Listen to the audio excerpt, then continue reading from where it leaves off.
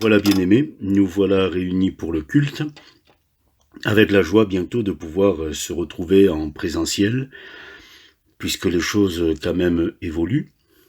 Donc dimanche prochain, le 6 décembre, nous reprendrons les cultes à l'église, un à 9 heures et l'autre à 10h30, avec la contrainte de ne pas dépasser 30 participants à chaque fois. Ce qui veut dire que il nous faudra lancer une inscription préalable, ce qu'on n'avait pas fait jusqu'à présent, pour éviter simplement que quelqu'un vienne et qu'on lui dise ben non, vous pouvez pas rentrer, ce qui est assez désagréable quand même. Donc on va juste le préparer en amont pour que ce soit plus convenable. Voilà. Vous donnez des nouvelles de la fille de Lydia à Nice. Donc on continue de prier pour elle. Elle normalement devrait commencer des séances de chimiothérapie la semaine prochaine. Et sa maman nous remercie l'Église du fait que l'on prie pour elle. Cette jeune femme, comme je vous l'avais déjà écrit, est venue plusieurs fois à l'Église de Bastia. Voilà, et elle s'approche du Seigneur. On continue de prier, d'intercéder pour elle. Vous dire également que Marie-Ange est rentrée chez elle. L'opération s'est bien passée. Maintenant, c'est la convalescence et la rééducation. Que le Seigneur la bénisse et lui fasse grâce.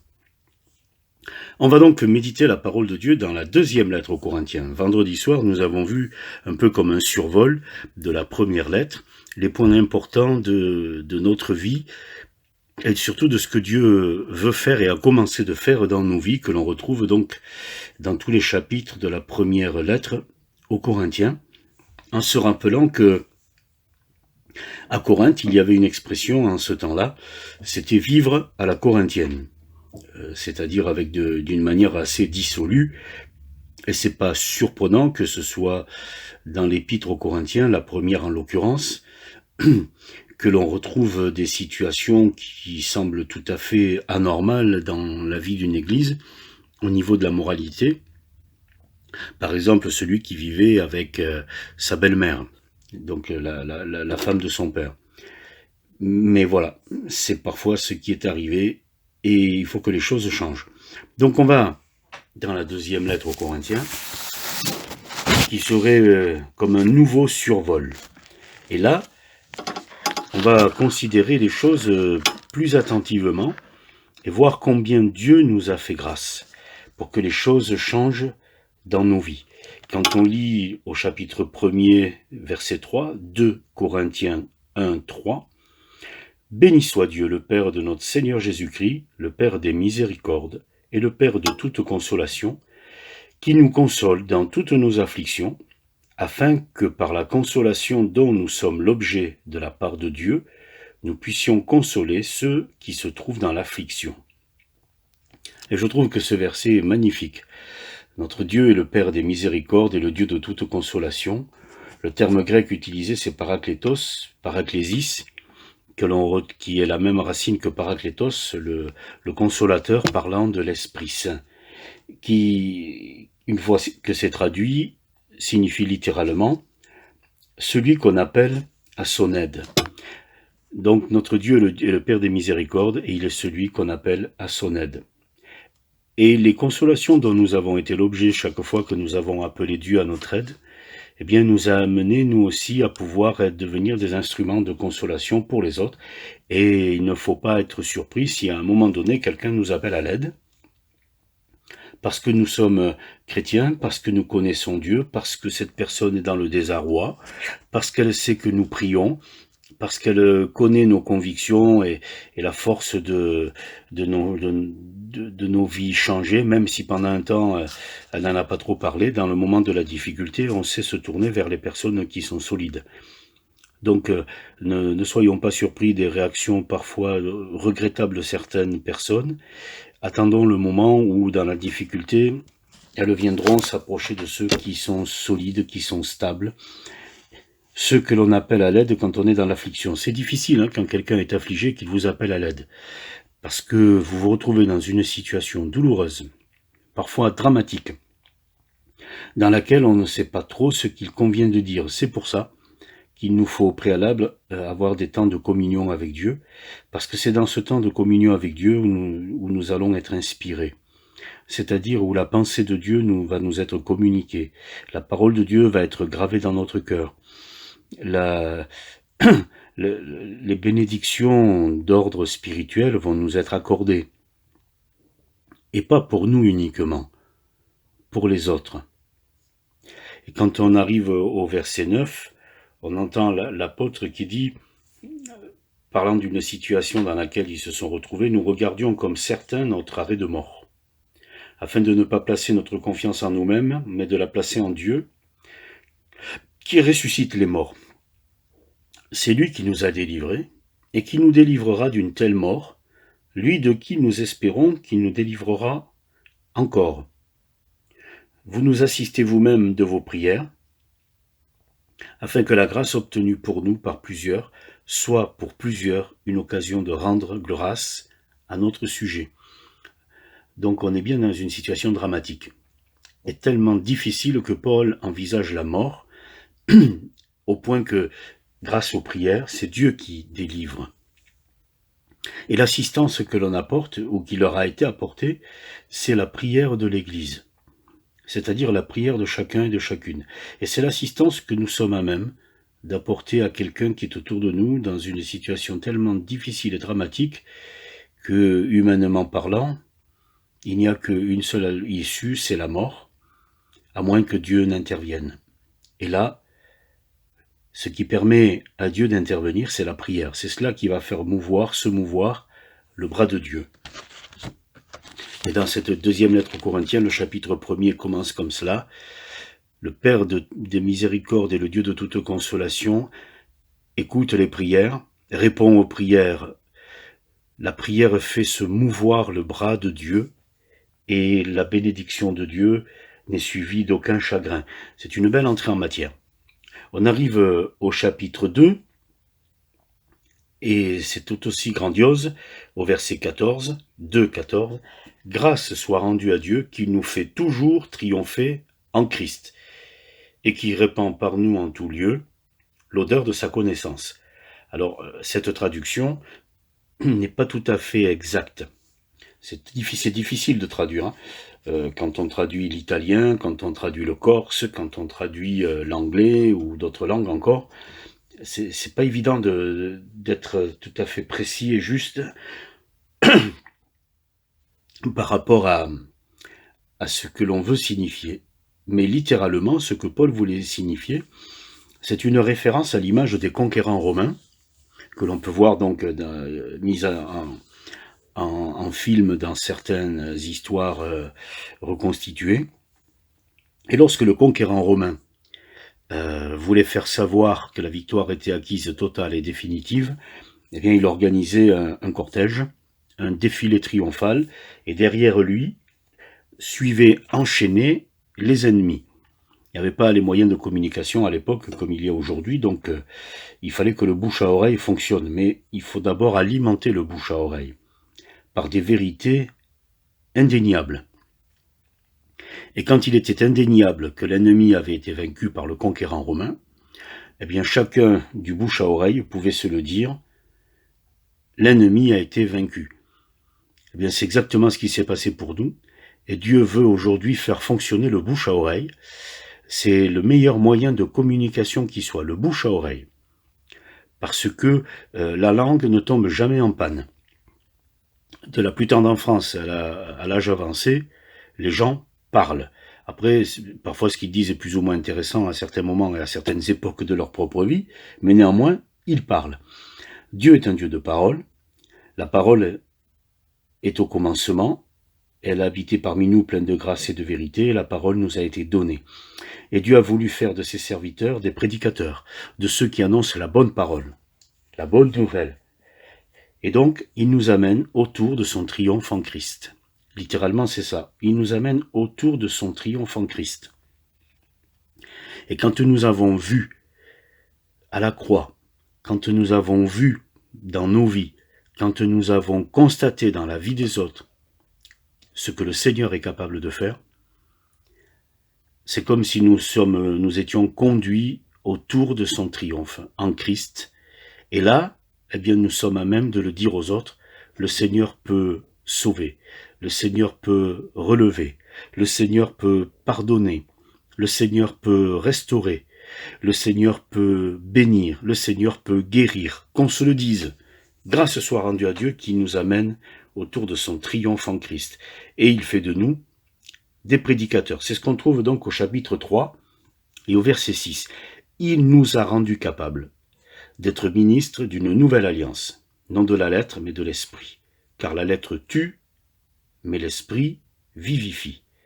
Et Dieu nous donne des capacités. C'est dit au verset 5 qui précède, notre capacité vient de Dieu.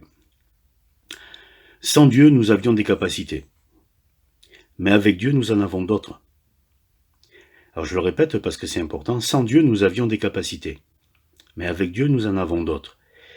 Parce que Dieu est capable de donner, et c'est la base du don, à chacun d'entre nous, et donner quelque chose pour l'utilité commune, l'un d'une manière et tantôt d'une autre, et que chacun mette au service des autres le don qu'il a reçu. Encore faut-il aller vers Dieu pour recevoir ce que Dieu veut nous donner. Mais le fond, c'est que Dieu nous a rendus capables. Pour construire le tabernacle, Dieu avait donné des capacités à certains orfèvres et à certains artisans du peuple. Parfois même, nous avons demandé à Dieu, dans certaines situations de nos propres vies privées, de nous rendre capables de faire un travail, de réussir un examen ou autre. Voilà. Il y a des capacités que nous n'avons pas, mais nous ne sommes pas démunis pour autant, parce que Dieu va nous donner les capacités que nous n'avions pas et dont nous avons besoin. Donc que personne ne baisse les bras. Avec Dieu, tout est possible. Souvent on dit Amen là, donc peut-être que vous le dites, mais j'entends pas, forcément, mais avec Dieu, tout est possible. Parce que c'est écrit à celui qui croit. On arrive au chapitre 4 et au verset 7. Nous portons ce trésor dans des vases de terre. Et au verset 16, il est dit ceci, c'est pourquoi nous ne perdons pas courage, et même si notre homme extérieur se détruit, notre homme intérieur se renouvelle de jour en jour. Car nos légères afflictions du moment présent produisent pour nous, au-delà de toute mesure, un poids éternel de gloire, parce que nous regardons non point aux choses visibles, mais à celles qui sont invisibles. Car les choses visibles sont passagères, et les invisibles sont éternelles. Et ce chapitre 4 des Corinthiens est encore magnifique. C'est vrai que nous portons dans des vases de terre des trésors. Vous et moi, nous ne sommes pas des trésors en nous-mêmes, mais nous portons un trésor. Et nous avons la capacité d'apporter de belles choses à des gens qui en sont privés, qui n'en ont pas. Et nous leur apportons des paroles qui viennent de Dieu. Nous leur apportons des grâces et des bienfaits. Nous leur apportons de la consolation. Nous leur apportons du soutien. Tout ça dans des vases de terre. Mais l'important, c'est pas le récipient, c'est ce qu'il y a à l'intérieur. Alors ne perdons pas courage. Et avec le temps qui passe, nous faisons tous le constat que l'homme extérieur se détruit. Alors ne nous apitoyons pas trop là-dessus, parce que sinon nous allons nous lamenter de plus en plus, vu que avec le temps qui passe, il y a plus de douleur, il y a moins de souplesse, voilà, l'homme extérieur se dégrade, c'est indéniable. Mais regardons plutôt à l'homme intérieur. Et la question fondamentale qu'on devrait se poser, c'est est-ce que mon homme intérieur, si vous me permettez de l'adapter au féminin, est-ce que la femme intérieure se renouvelle de jour en jour? Et ne regardons pas aux choses visibles qui sont passagères, mais regardons aux choses invisibles qui sont éternelles. Autrement dit, la deuxième lettre aux Corinthiens, c'est un catapultage vers déjà la perspective et la dimension d'éternité. Et dans des vases de terre, nous portons des choses qui ont une dimension d'éternité. On arrive au chapitre 5. Si quelqu'un est en Christ, il est une nouvelle création. Autrement dit, est-ce que nous avons changé? Est-ce que nous sommes vraiment une nouvelle création, une nouvelle créature? Est-ce qu'il y a eu de nouveaux départs dans nos vies? Ou est-ce que nous sommes revenus au point de départ? Dommage de revenir au point de départ, ça veut dire qu'on n'a pas persévéré ou alors qu'on s'est perdu en chemin. Mais de toute façon, même si on est revenu au point de départ, on peut repartir. Dieu peut accorder à chacun, à l'instant d'aujourd'hui, dans la situation dans laquelle il est, un nouveau départ. De nouveaux sentiments, c'est le fruit de l'esprit. Également, de nouvelles pensées, de nouvelles paroles, une restauration en profondeur de notre âme. Cette année est bizarre, cette année est compliquée, cette année est difficile. On voit autour de nous le moral qui baisse.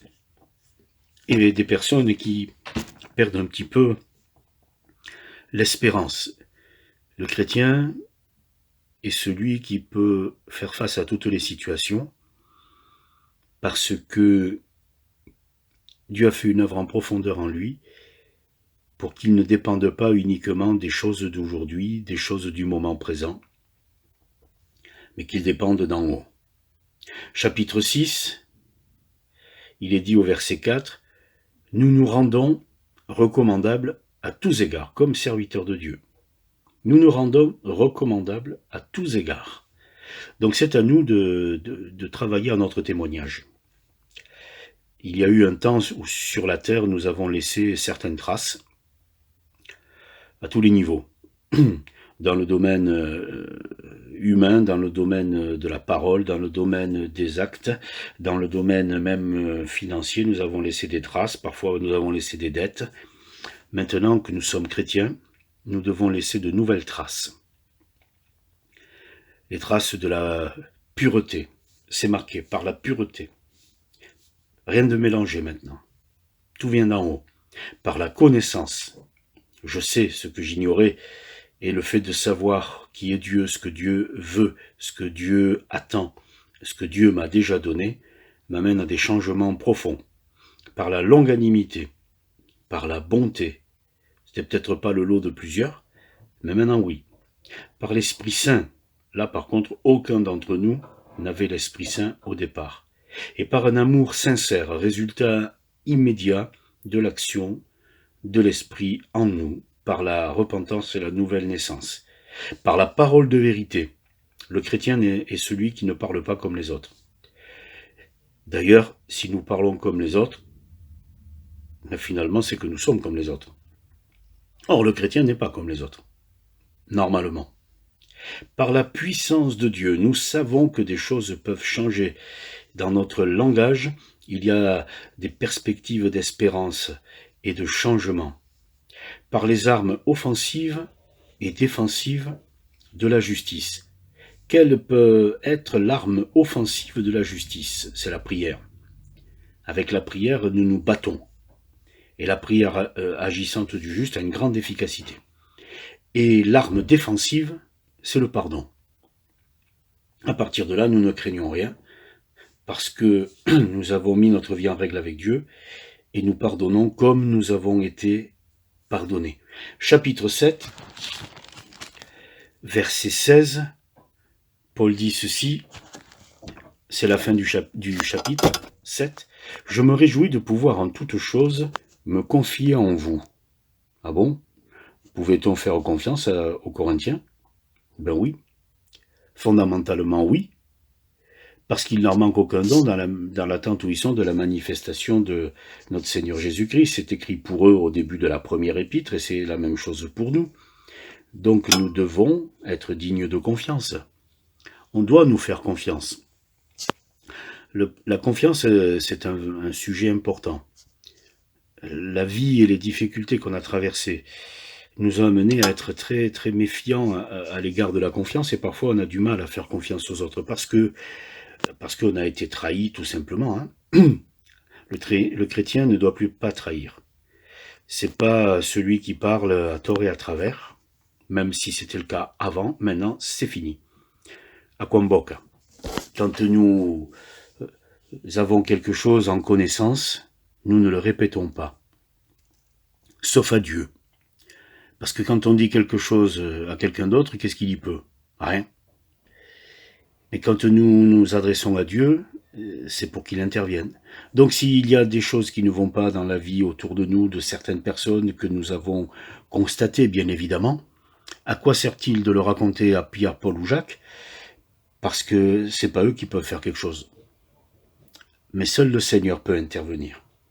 Donc, disons les choses à Dieu et devenons des hommes et des femmes de confiance. Ça ne veut pas dire ceux qui ne disent jamais rien, au contraire, c'est pas qu'on ne dit rien, mais ce qu'on dit, on le dit à celui qui peut l'entendre, le garder aussi dans le domaine du silence, et puis qui peut intervenir surtout. C'est ça l'importance de la confiance. Et on vit dans un monde où il y a un cruel manque de confiance. Nous devons être des hommes et des femmes de confiance. Pourquoi fait-on confiance à un pasteur? Pour parler de moi, du coup, comme ça, je ne gêne personne. Parce qu'il ne parle pas quand on lui confie quelque chose. Et malheureusement, quand un pasteur a parlé après qu'on lui ait confié quelque chose, c'est terrible. C'est la dégringolade sur l'échelle de la confiance de la part de ceux qui se sont confiés. C'est d'ailleurs pour ça que le ministre du culte en France, comme certaines professions, exemple les médecins, sont tenus au secret professionnel, et le fait de trahir une confession relève du code pénal. C'est-à-dire qu'on ne va pas simplement vous faire des reproches. Ça peut être lourdement condamné. Alors on ne va pas attendre que la justice des hommes vienne dire à quelqu'un « tu es tenu au secret professionnel ». Mais néanmoins, nous pouvons dire quand même que nous sommes tenus au secret de la confession. On nous a confié des choses graves. Eh bien, c'est une erreur et c'est une faute de le dire à d'autres. Mais ça, il faut qu'on soit vigilant avec ça, parce que le monde dans lequel on est, depuis toujours, mais aujourd'hui plus que jamais, est friand de tout ce qui ne va pas dans la vie de quelqu'un. Et les journaux écrits, télévisés et sur Internet sont remplis de ça, avec les dégâts collatéraux qui vont avec. Donc, si nous avons connaissance que quelqu'un a commis une faute, ne le divulguons pas, parce qu'on risque de détruire les enfants de cette famille si c'est le mari ou la femme qui a commis une faute. Sachons garder le secret, non pas pour l'enterrer, mais pour le confier à Dieu. Voilà. Donc on continue, et on va terminer, on n'ira pas jusqu'au bout de la deuxième lettre aux Corinthiens ce matin. On va au chapitre 8 et au verset 15. Paul dit ceci: « Selon ce qui est écrit, celui qui avait ramassé beaucoup n'avait rien de trop, et celui qui avait ramassé peu n'en manquait pas. » N'avoir rien de trop et ne manquer de rien non plus. Tout le chapitre 8 et puis le chapitre 9 qui continuera sur le même sujet parle de l'assistance aux personnes en difficulté, en mettant en avant des valeurs importantes. C'est de penser que c'est pas utile d'en avoir trop. On va prendre l'exemple absurde qui pourrait faire sourire. À quoi ça sert d'avoir 20 voitures? On n'en conduit qu'une à la fois. Si à côté de nous habitent des personnes qui n'ont même pas un vélo pour se déplacer. Alors c'est l'extrême, évidemment, c'est peut-être l'exemple par l'absurde, mais en le ramenant dans tous les autres domaines, à quoi ça sert d'en avoir trop si à côté de nous, il y en a qui n'en ont pas assez? Or, quand on considère l'état du monde aujourd'hui, force est de constater qu'il y en a qui en ont trop et d'autres pas assez. Et on rend Dieu responsable de ça. Et le Seigneur pourrait nous dire, non mais attendez, réfléchissez un moment là, qui c'est qui a posé les frontières? C'est pas moi. Qui c'est qui a fait que certains s'enrichissent au détriment des autres? C'est pas moi. Par contre, moi ce que j'ai fait, c'est que j'ai créé une terre qui est capable de nourrir en abondance, avec des particularités, c'est que y a des endroits où ça pousse plus que d'autres. Mais ce n'est pas pour que ceux qui sont dans les endroits où ça pousse plus posent les barrières en disant aux autres, tant pis pour vous, vous avez eu la malchance de naître au mauvais endroit. Voilà, c'est un raisonnement absurde et égoïste. Autrement dit, la Terre est capable de produire tout ce dont nous avons besoin. La preuve en est, c'est que à certains moments, et peut-être encore aujourd'hui, les frigos de la communauté européenne débordent. Parfois, on a produit, et comme on n'arrivait pas à le vendre, on l'a détruit. Et à côté, il y en a qui meurent de faim. On le voit avec les supermarchés, on nous dit régulièrement voilà tout ce qui est jeté, mais interdit de le récupérer. Ça a un peu évolué, mais au final, il y aura quand même de quoi nourrir tout le monde. Sauf que le système économique et tous les autres systèmes que nous avons, que les hommes ont développés, font que, eh bien, certains en ont trop et d'autres manquent.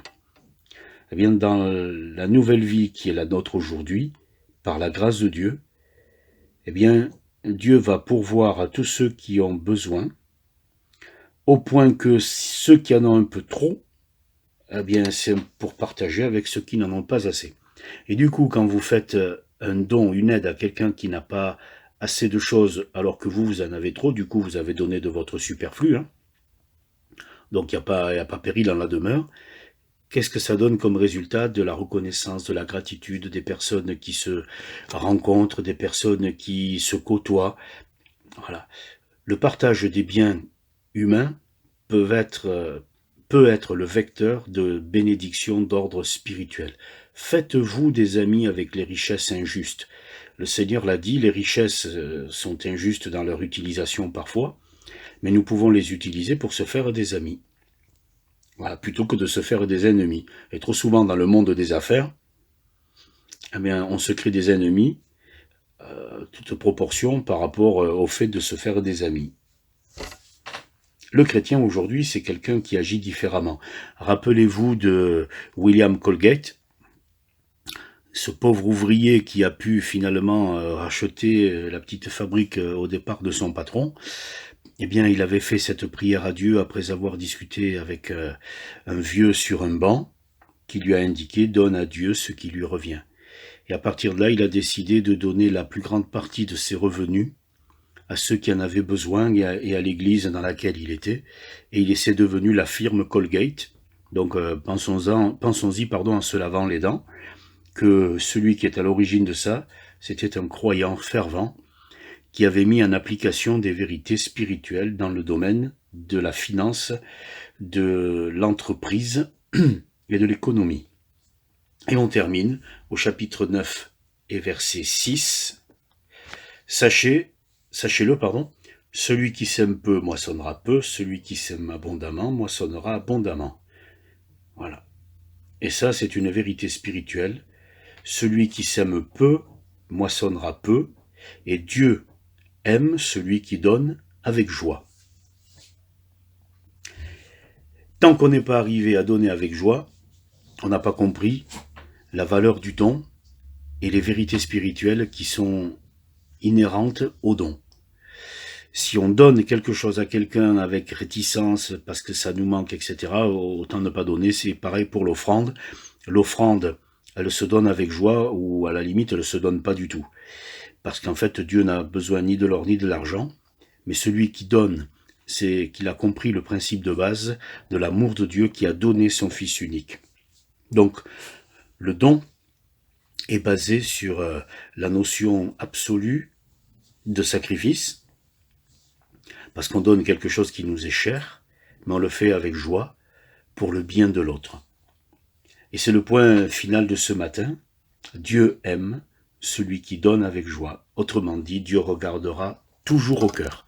Alors que la grâce de Dieu soit accordée à chacun d'entre nous, et que les changements dans nos vies que Dieu a commencé puissent se continuer, et puis au bout d'un moment, il faut que ça se termine, parce que sinon on prendrait le risque d'être comme une maison qui jamais ne se termine. Au bout d'un moment, il faut que ça se termine. Voilà, Dieu veut achever son œuvre dans nos vies, et l'achèvement de son œuvre, c'est lorsque nous faisons tout ce qui est conforme à sa volonté avec joie. Que le Seigneur soit béni.